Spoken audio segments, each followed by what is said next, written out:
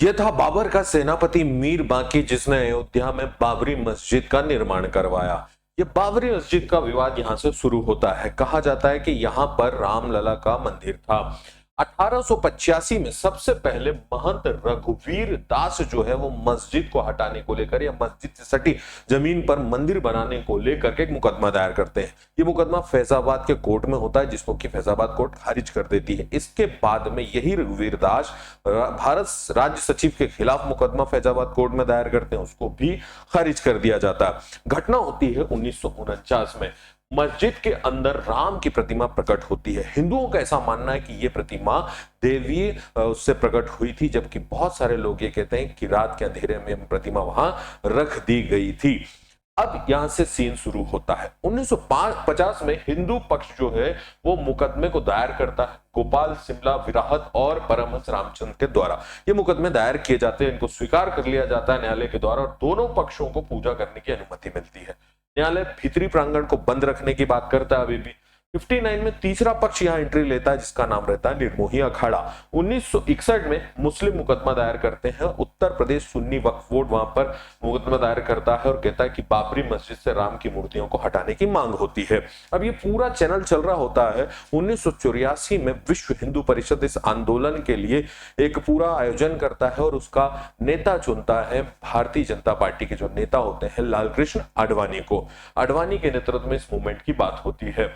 1986 में फैजाबाद में जो ये पूरा मंदिर है स्थित राम जन्मभूमि का ताला 1 फरवरी 1986 को खोला गया और जिला अदालत के आदेश के बाद कांग्रेस इस बात का कई बार क्रेडिट लेती है कि राजीव गांधी के समय वो ताला खोला गया। इसके बाद 9 नवंबर 1989 की तिथि आती है, जिसमें प्रमुख बात यह है कि राजीव गांधी ने विश्व हिंदू परिषद को विवादित क्षेत्र के पास शिलान्यास करने की अनुमति दी और सभी मुकदमे जो हैं ये कहां ट्रांसफर कर दिए गए, फैजाबाद से इलाहाबाद हाई कोर्ट में।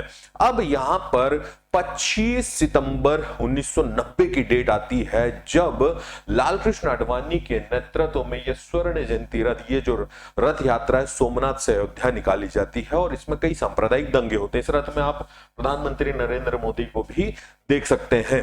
अब ये जो रथ यात्रा है ये राम आंदोलन के जो मूवमेंट है, अयोध्या के आंदोलन के मूवमेंट को एक्टिव करती है और इसी क्रम में कार सेवकों की एक भीड़ 6 दिसंबर 1992 को बाबरी मस्जिद का विध्वंस करती है और यहां से इस पर रोक लगती है, कानूनी कार्रवाई होती है और इसे विवादित ढांचा करार दे दिया जाता है।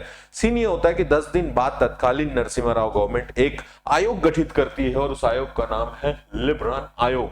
ये आयोग अपनी रिपोर्ट 2009 में जाकर दे रहा है। किसको दे रहा है? तत्कालीन प्रधानमंत्री यहाँ पर मनमोहन सिंह जी हैं और सिद्धरामैया जी है।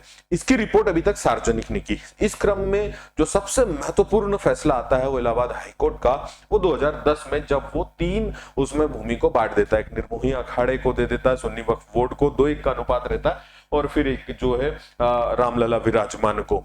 लेकिन ये संघर्ष चलता है लगातार, इस पे सुनवाइयां होती है, चीजें होती है और फाइनल वर्डिक्ट की जब बात करें तो नवंबर 2019 में आता है, जो हिंदुओं के पक्ष में 5 जजों की पीठ सर्वसम्मति से फैसला सुनाती है और केंद्र को मंदिर निर्माण के लिए 3 महीने के अंदर ट्रस्ट बनाने की बात की थी।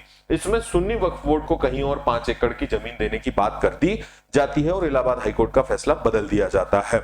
मंदिर का जो शिलान्यास होता है वो प्रधानमंत्री नरेंद्र मोदी के द्वारा किया जाता है। इस फोटो में आरएसएस के सरसंघचालक मोहन भागवत भी दिखाई दे रहे हैं। अब इस पूरे प्रकरण के 2 साल बाद मंदिर में चोरी की घटना उठने लगती है और नेता प्रतिपक्ष जो वर्तमान में राहुल गांधी हैं वो एक ट्वीट करते हैं। 2021 जून का उनका ट्वीट है, श्री राम स्वयं न्याय है, सत्य है, धर्म है, उनके नाम पर धोखा धर्म है।